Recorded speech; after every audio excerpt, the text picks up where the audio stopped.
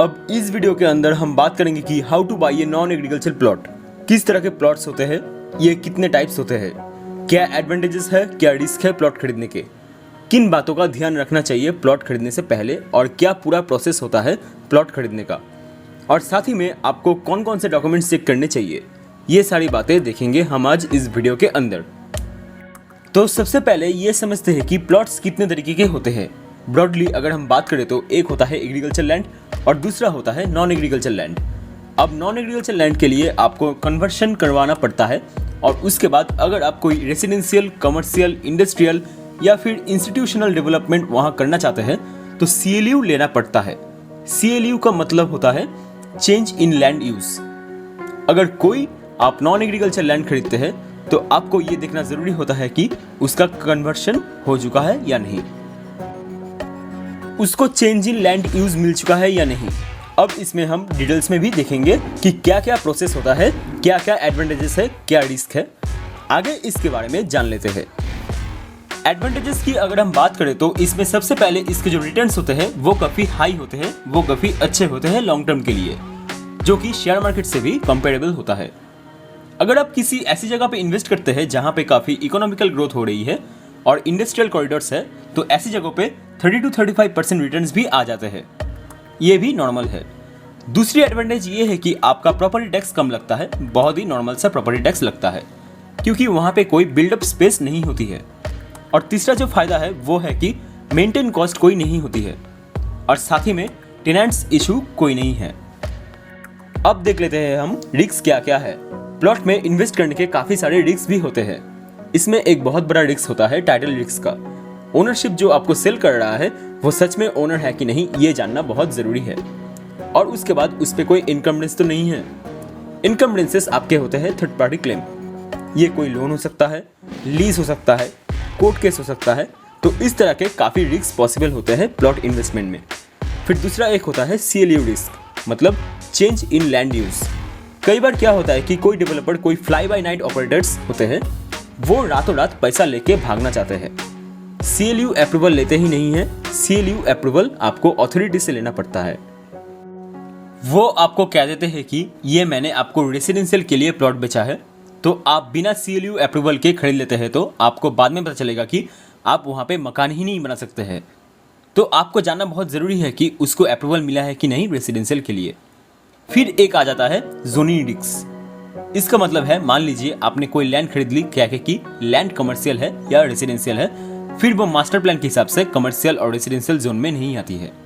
मान लीजिए अगर वो कोई फॉरेस्ट लैंड में आ जाती है या कोई कोस्टल जोन के अंदर आ जाती है या और भी कोई अदर जोन के अंदर आ जाती है तो वहाँ पे आप रेसिडेंशियल या कमर्शियल डेवलपमेंट नहीं कर पाएंगे।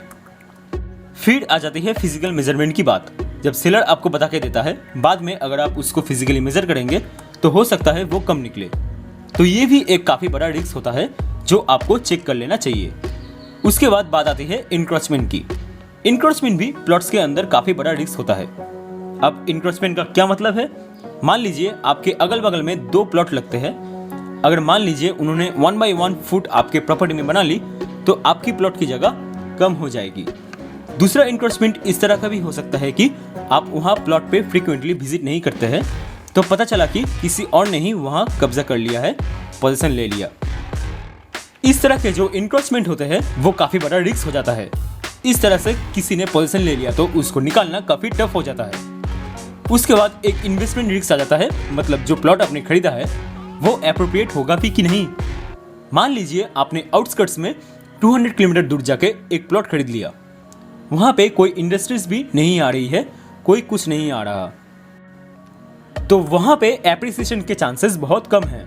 तो हो सकता है 20-30 साल तक वहीं वैल्यू रह जाए। तो बहुत ज़रूरी होता है कि आप किसी अच्छे लोकेशन पर ही इन्वेस्ट करें। फिर आता है लिक्विडिटी रिस्क। इसका मतलब ये होता है कि फ्यूचर में आप उस प्लॉट को बेच भी पाएंगे या नहीं।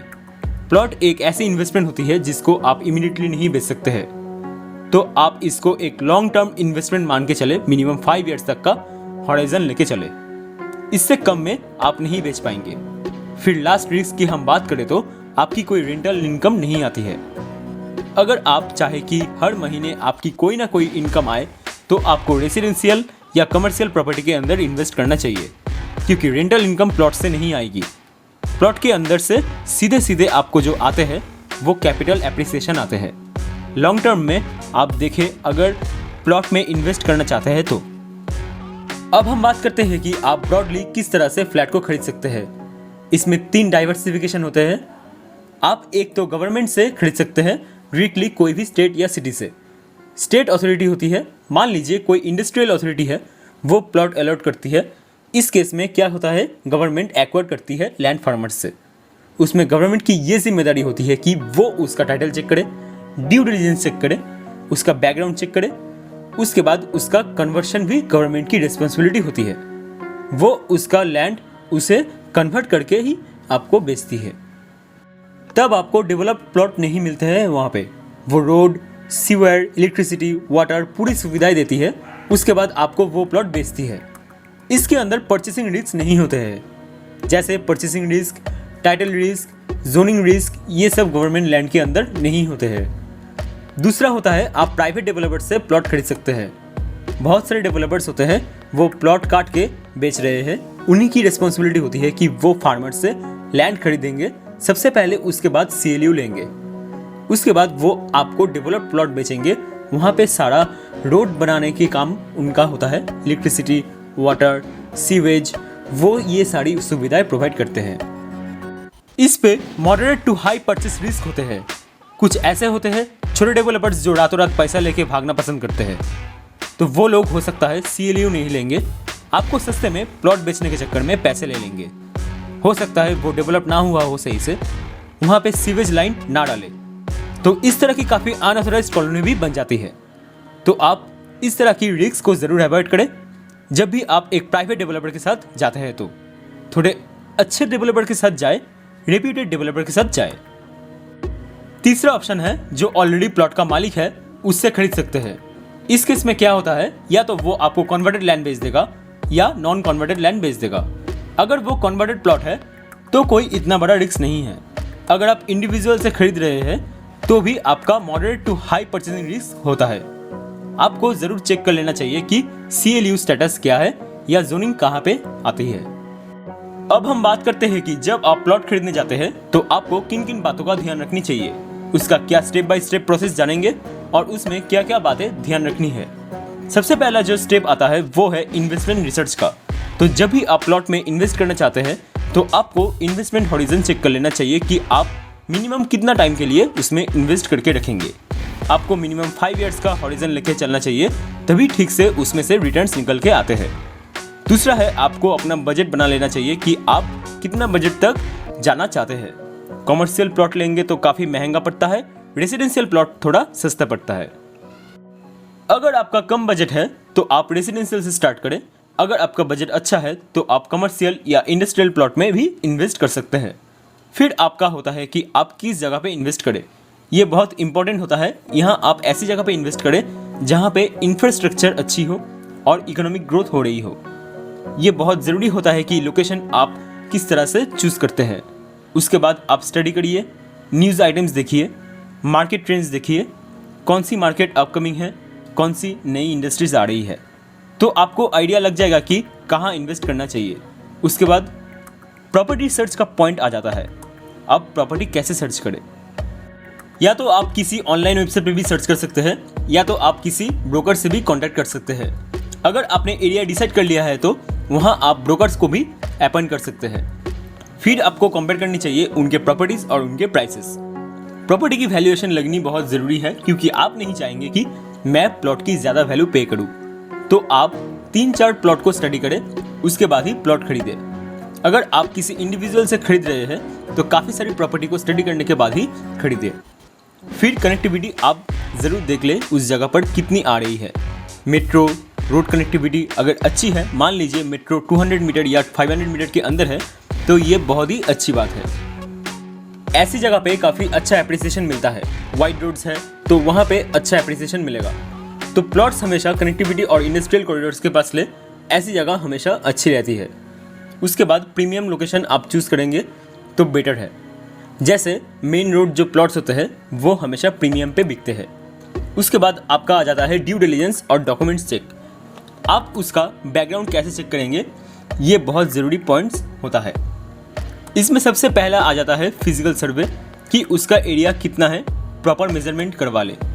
फिर देखे कि कोई इंक्रोचमेंट तो नहीं है, साथ वाले ने कोई बाउंड्रीज आपके हिस्से में तो नहीं बना ली है, किसी और ने तो पोजीशन नहीं कर लिया है, कोई टेनेंट्स तो नहीं है। तो इन बातों का आपको ध्यान रखना है। उसके बाद क्लियर टाइटल होना चाहिए और कोई इनकम डेंसेस नहीं होना चाहिए उसके ऊपर। सेलर जो है उसका सही में ओनर है कि नहीं, ये चेक कर लेना बहुत ज़रूरी है। गवर्नमेंट स्कीम्स की हमने बात की तो उसमें टाइटल रिस्क नहीं होता है। प्राइवेट डेवलपर की हम बात करें तो उसकी ओनरशिप आप ऑनलाइन चेक कर सकते हैं। ऑनलाइन लैंड रिकॉर्ड्स आजकल हर स्टेट के अंदर अवेलेबल है। अब हर स्टेट में लैंड रिकॉर्ड्स को अलग अलग नाम से जानते हैं। नॉर्थ में इसे जमाबंदी, खाता खतूनी, खतियान इस नाम से जानते हैं और महाराष्ट्र गुजरात में 7/12 बोलते हैं इसको। साउथ स्टेट में इसको पाहानी, अदंगल, आरवाड़ और पताचित्ता बोलते हैं। तमिलनाडु में इस नामों से जाना जाता है। तो सारे डिटेल्स अब आप मोबाइल से जान सकते हैं। उसके बाद प्राइवेट डेवलपर ने CLU लिया है या नहीं, ये चेक कर लीजिए। उसके बाद जो आपका प्लॉट है वो किस जोन में आता है। मान लीजिए अगर कोई आपको रेसिडेंशियल प्लॉट बेच रहा है तो वो रेसिडेंशियल जोन के अंदर आता भी है या नहीं आता, ये चेक कर लेना बहुत ज़रूरी है। उसके बाद उसकी सेल डीड चेक कर लेनी चाहिए कि उसकी जो ओनरशिप है चेक कीजिए। फिर उसकी टाइटल चेन आप चेक कीजिए, मतलब पहले से लेके लास्ट सेल तक के सारे डिटेल्स चेक कीजिए। अगर कोई डॉक्यूमेंट गायब है तो ऐसा हो सकता है कि उस पर कोई लोन लिया गया है और आपको ना पता हो, और जो प्रीवियस सेलर है उसको भी ना पता हो। और लास्ट पॉइंट इसमें भी यही आ जाता है कि जोन आपको चेक करना चाहिए मास्टर प्लान का। मास्टर प्लान हर सिटी का होता है जनरली, तो आपको चेक कर लेना चाहिए कि उस जोन के अंदर आपका प्लॉट आता है कि नहीं आता है। उसके बाद नेक्स्ट स्टेप आ जाता है नेगोशिएशन और एग्रीमेंट का। नेगोशिएशन में आपको पहले राइट लैंड वैल्यू असाइन करनी है। आप कंपेयर कीजिए आसपास की किस तरह के प्लॉट्स बिक रहे हैं, उसके बाद ही नेगोशिएट कीजिए। एक बार नेगोशिएट करने के बाद आप उसको एक एडवांस पे करेंगे 10% का। 10% एडवांस लिया जाता है जनरली अगर एग्रीड प्राइस का। उसके बाद आप एग्रीमेंट फॉर सेल साइन करेंगे जिसमें सारी डिटेल्स लिखी होती है।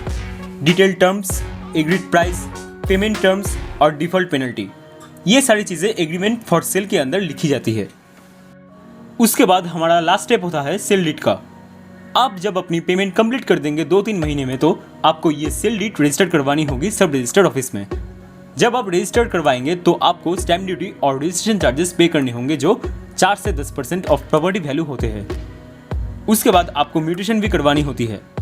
अगर आपकी प्रॉपर्टी सिटी लिमिट्स के बाहर आता है तो आपको लैंड रिकॉर्ड्स के अंदर अपना नाम चेंज करवा लेना चाहिए, ये ज़रूरी होता है। अगर म्यूनिसिपैलिटी लिमिट के अंदर प्लॉट आता है आपका तो प्रॉपर्टी टैक्स के अंदर नाम चेंज करवा लीजिए, उसको भी हम म्यूटेशन ही बोलते हैं। यहाँ प्रोसेस कंप्लीट हो जाता है।